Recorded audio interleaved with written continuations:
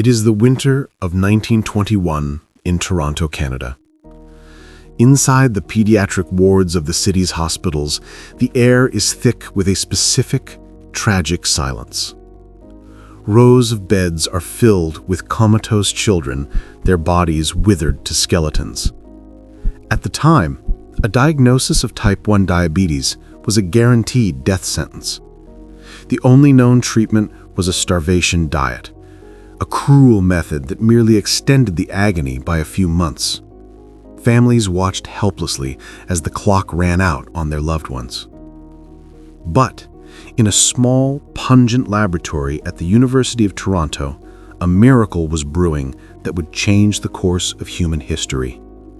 A team of scientists, led by the tenacious Frederick Banting and his assistant Charles Best, was working tirelessly on the pancreases of dogs. They were hunting for a mysterious secretion, a key that unlocked the body's ability to process sugar. They found it and called it insulin. When Banting injected this refined extract into a dying 14-year-old boy named Leonard Thompson, the results were nothing short of biblical. The boy awoke, and the shadow of death retreated. When Banting and his colleagues realized the magnitude of what they had achieved, they made a decision that stands in stark contrast to the financial landscape of the 21st century. They decided that this life-saving liquid belonged to humanity, not to a corporation. Banting sold the patent for the discovery of insulin to the University of Toronto for exactly $1. He famously declared that, quote, "Insulin does not belong to me, it belongs to the world," end quote. He wanted to ensure that no one, rich or poor, would ever be priced out of survival. But today, that dream of a $1 cure has been shattered. The dollar is no longer the symbol of accessibility. It is the symbol of a broken, predatory system. The liquid that costs less than $10 to manufacture is now sold to desperate Americans for upwards of $300 a vial. Behind this price explosion is not a supply shortage, nor is it a sudden dramatic leap in the cost of raw ingredients. It is the result of an empire of three corporate giants that have climbed to the pinnacle of the pharmaceutical world. They are known as the Big Three: Eli Lilly, Novo Nordisk, and Sanofi. Together, they control over 90% of the global insulin market and nearly 100% of the United States market. And just like the industrial titans of the Gilded Age, they have turned a public good into a private stronghold. To understand how we arrived here, we must look at the shift that occurred in the late 1970s. For decades, diabetics relied on insulin harvested from the pancreases of cows and pigs. It was effective and affordable. But then came the promise of synthetic biology. Manufacturers developed human insulin using genetically modified bacteria. It was marketed as a cleaner, superior product. But this technological leap became the foundation for a new economic model. With the introduction of these new synthetic analogs, the older, cheaper animal insulins were systematically withdrawn from the market. Patients were migrated onto the newer, patented versions. And once the competition was removed, the prices began their relentless climb. When you are at that level of market dominance, business stops being about competition and starts being about coordination. It creates what economists call a shadow pricing system. When one company raises the price of their insulin, the others do not undercut them to steal customers. Instead, they raise their prices to match, almost imperfect synchronization. It is a game of confidence, a game of extraction. But how do they maintain this monopoly for so long?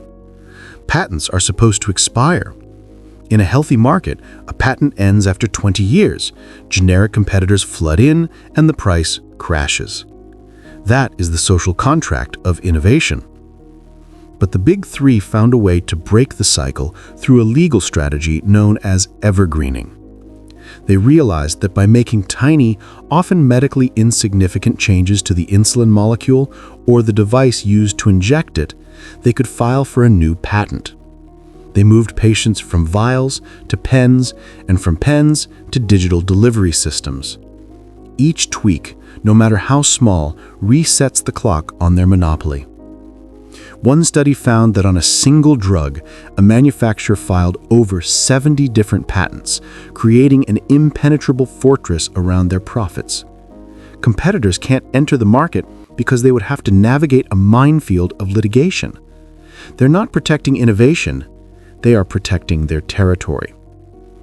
The tragic irony is that the insulin used today is not vastly superior to the insulin of 20 years ago in terms of keeping people alive.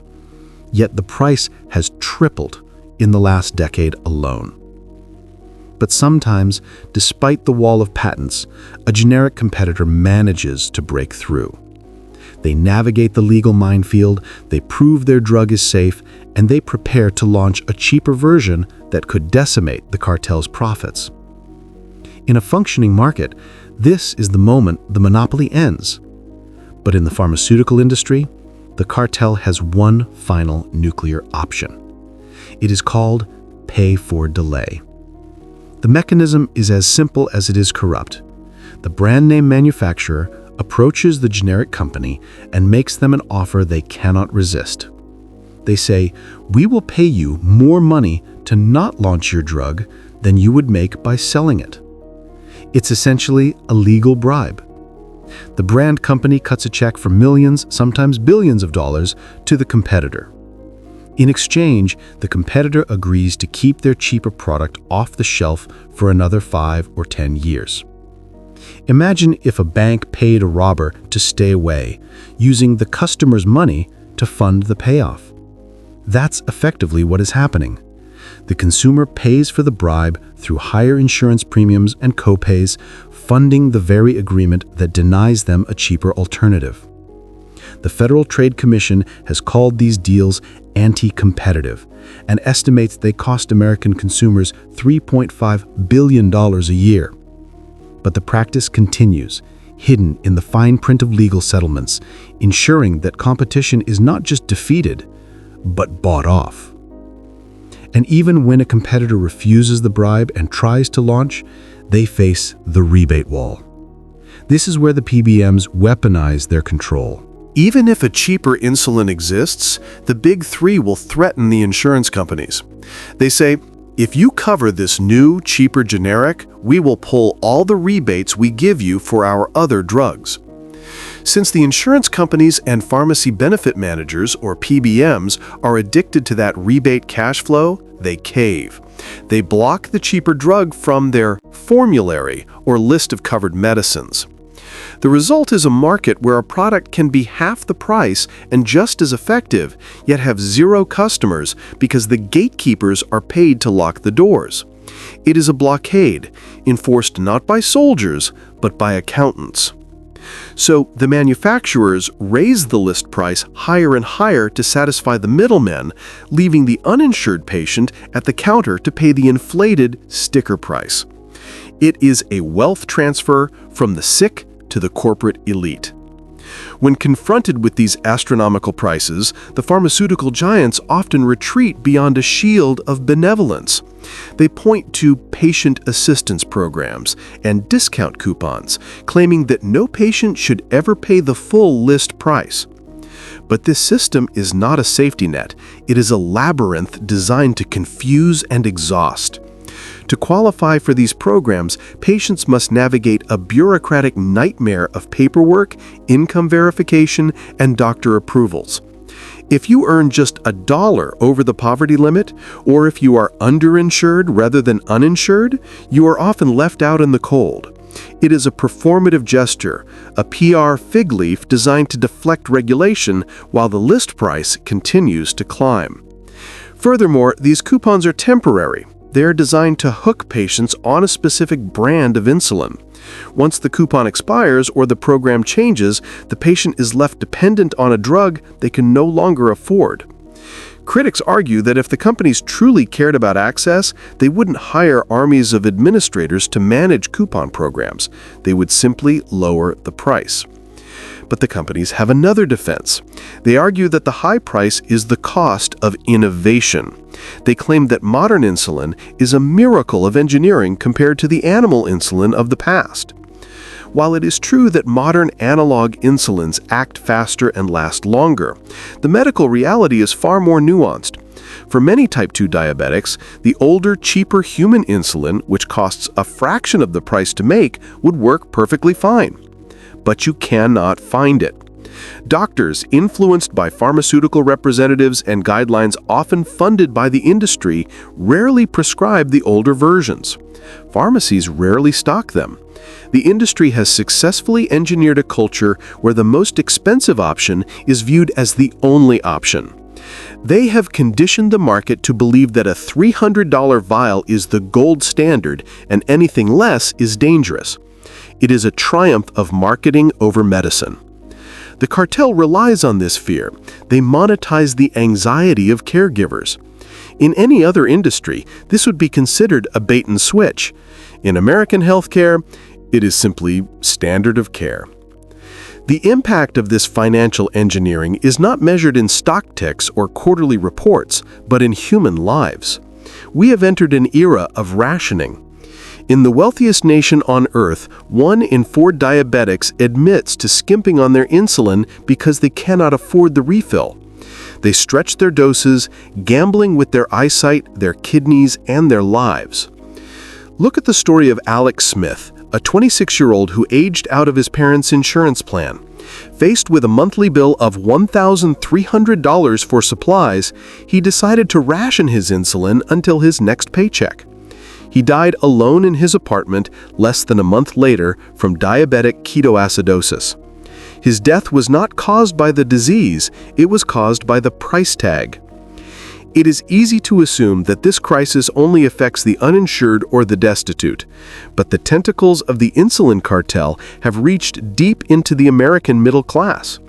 In the last decade, the structure of health insurance in America has fundamentally shifted. Employers, trying to cut costs, have moved millions of workers onto high-deductible health plans. On paper, you're insured, but in reality, you are financially naked until you spend thousands of dollars of your own money. For a diabetic on one of these plans, January is the cruelest month. Because the deductible resets, they must pay the full list price, that inflated $300 sticker price, for the first few months of every year. We see teachers, construction workers, and office managers who have health insurance cards in their wallets and yet still weep at the pharmacy counter. They are what economists call the underinsured. They are too rich to qualify for government aid or charity coupons, but too poor to afford a $1,000 monthly hit to their savings. The reality forces families into impossible financial gymnastics. They mortgage their homes, they max out credit cards, and they drain college funds just to stay solvent enough to stay alive. One study found that insulin prices are a leading cause of bankruptcy filings in the United States. The disease of diabetes manages the body's sugar. The business of diabetes manages to liquidate the family's wealth. And unlike other debts, you can't simply stop paying. If you stop paying for your car, they take the car. If you stop paying for your house, they take the house. If you stop paying for insulin, nature takes your life. The cartel knows this leverage. They know that a parent will sleep in their car before they let their child go without medicine. They have built a business model that relies on the infinite elasticity of parental love. While the executives of the Big Three enjoy record bonuses and stock options, their customers are liquidating their futures one vial at a time. It is a wealth transfer that rivals the robber barons of the 19th century, but this time the commodity is not oil or steel, it is human blood. To truly understand the absurdity of this system, one does not need a degree in economics. One simply needs a passport. Just a few hundred miles north of the American border, the exact same vial of insulin, manufactured by the same company, sits on a pharmacy shelf. But there is one critical difference. In the United States, That vial costs $300. In Canada, it costs $30. It is the same liquid, in the same glass, saving the same lives. This disparity has birthed a modern underground railroad. Desperate Americans form caravans, driving hours across the border to buy life-saving medication in bulk. They are not smuggling illegal narcotics, they are smuggling survival. This price gap exists because, unlike the United States, most other developed nations negotiate drug prices at a national level. They tell the pharmaceutical giants, "This is what we will pay. Take it or leave it." But in America, the law explicitly forbids Medicare, the largest purchaser of drugs in the country, from negotiating prices for years. This was not an accidental oversight in legislation, it was a purchased outcome. The pharmaceutical industry spends more on lobbying than any other industry in the United States. They spend more than the defense contractors and more than big oil. In a single year, the pharmaceutical lobby flooded Washington with nearly $300 million. They employed 2 lobbyists for every single member of Congress. Their job is to ensure that the free market remains free for corporations to set prices, but closed to true competition. They have effectively rigged the game so that the only players who can afford to compete are the ones who are already winning. This consolidation of power has created a reality where the patient is no longer the customer, they are the hostage. When you are selling a luxury car or a designer watch, the customer can choose to walk away if the price is too high. But when you are selling oxygen, or water, or insulin, the customer has no choice. The demand is inelastic. You pay or you die. And the cartel knows exactly how much a human life is worth to the person living it. Facing a government that seems paralyzed by lobbying and a market that is fundamentally broken, a new group of rebels has emerged. They are not politicians and they are not CEOs. They are biohackers. In a converted warehouse in Oakland, California, a collective known as the Open Insulin Project is attempting to do the impossible. They are trying to figure out how to manufacture insulin on a small community scale. Their goal is to create an open-source protocol, a recipe for insulin that anyone can use, free of patents and corporate gatekeepers. Imagine a world where a local hospital or a community pharmacy could brew their own insulin, just like a microbrewery makes beer. It is a romantic, punk rock vision of science. But the scientific hurdles are immense. Insulin is not a simple chemical like aspirin. It is a protein, a biologic. It requires living cells, yeast or bacteria to grow it. It must be purified with absolute precision. The Open Insulin team is working with a fraction of the budget of Eli Lilly, relying on donated equipment and volunteer hours. They are David fighting a 3-headed Goliath. But they are not alone. The sleeping giant of the public sector is finally stirring. The state of California, the 5th largest economy in the world, has realized that it is cheaper to build its own factory than to keep paying the cartel's ransom. The CalRx initiative aims to manufacture state-branded insulin and sell it at cost, roughly $30 a vial. This is the cartel's worst nightmare. It is not a regulation they can lobby away. It is a competitor they cannot buy out. If a state government proves that insulin can be made and sold sustainably for $30, the entire narrative of the Big Three collapses. The justification for the $300 price tag evaporates instantly. We are also seeing the rise of non-profit disruptors like Civica RX. Founded by a coalition of hospitals and philanthropists, their mission is to manufacture generic drugs and sell them at a transparent, fair price. They are bypassing the middlemen, the PBMs, and the rebate traps. They are proving that the market doesn't have to be predatory to be functional. These efforts represent a return to the spirit of Frederick Banting. They are fueled by the belief that science should serve the public interest. But the transition will be messy. The incumbent powers will not go down without a fight. We can expect lawsuits, smear campaigns, and regulatory roadblocks thrown in the path of anyone attempting to disrupt the cash flow. The cartel has spent a century building a fortress around their profits. They have bought the politicians, they have written the laws, and they have captured the market. But they made one critical mistake. They pushed the American people too far. When you force citizens to choose between rent and life-saving medicine, you do not create customers. You create revolutionaries. It is a stark reminder that in the world of high finance and big pharma, the original intent of a founder can be lost in the pursuit of profit. Banting gave insulin to the world for $1 because he believed it was a human right. The cartel has taken it back, proving that without vigilance, even the greatest gifts to humanity can be held for ransom. The question remains, will the system finally break under the weight of its own greed, or will the game continue? This is a story that affects millions, but the conversation is just beginning. If you believe that life-saving medicine should be accessible to everyone, hit the like button. It helps this video reach more people who need to know the truth. And I want to hear from you in the comments. Do you think insulin manufacturing should be taken over by the government, or do you trust the free market to fix itself? Drop a comment below with your thoughts. And finally, if you want more videos like this one, make sure to subscribe and turn on notifications. Thanks for watching.